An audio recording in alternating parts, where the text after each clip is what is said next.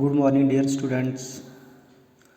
आज हम लोग हिस्ट्री का चैप्टर नंबर सेकंड जो कि है from trade to territory the company establish power.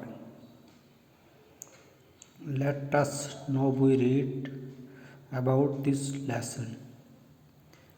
After the death of Aurangzeb in 1707 many Mughal governors, subedars and big Jamindar began asserting their authority and establishing regional kingdoms.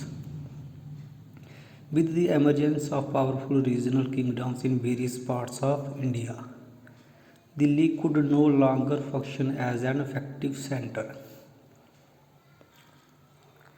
By the second half of the 18th century, a new power was emerging on the political horizon: the British. Did you know that the British originally came as a small trading company and were reluctant to acquire territories? How then did they become masters of a vast empire? In this chapter, you will learn about this. जब Mughal period का जो अंतिम दौर चलता है औरंगजेब के बाद, उनके जितने भी आगे रूलर्स आते हैं वो छोटे छोटे भागों में डिवाइड हो जाते हैं। उसके बाद जो ब्रिटिशर्स यहाँ पर एज ए ट्रेडर आते हैं और उनको जहाँ से उनके साथ लड़ाइयाँ करने के बाद उनको हराकर और एक अपना जहाँ पे रूल एस्टेब्लिश कर देते हैं। East India company comes east. In 1600 AD, the East India Company acquired a charter from the ruler of England, Queen Elizabeth I, granting it the sole right to trade with East. The company did not have to fear competition for other English trading companies. Mercantile trading companies in those days made profit primarily by excluding competitions.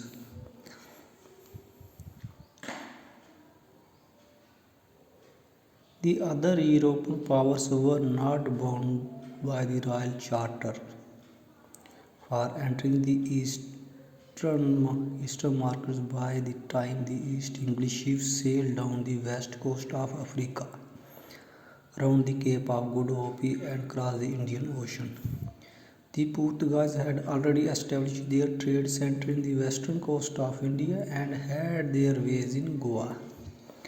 पुर्तगालीज ज़ुबान से आते हैं और उनका वो जहाँ पे गोवा में आकर अपना ट्रेडिंग सेंटर जहाँ पे बना लेते हैं। In fact it was Vasco da Gama, a Portuguese explorer. सबसे पहले वास्को डी गामा आता है पुर्तगाल से, who had discovered the sea route to India in 1498। By the early 17th century, the Dutch too were exploring the possibility of trade in the Indian Ocean. उसके बाद duchess भी आते हैं trade करने के लिए इंडिया में, और फिर दोबारा फ्रेंच भी यहाँ पे आ जाते हैं इंडिया में ट्रेड करने के लिए। All these companies were interested in buying the same things, creating rivalry among them. The fine qualities of cotton and silk and other goods like paper, cloth, cardamom and cinnamon were a great demand in Europe. Competition among the European companies led to the rise in the prices at which these goods could be purchased. Reducing the profit that could be earned the only way that the secure market therefore led to fire the clash between the trading companies.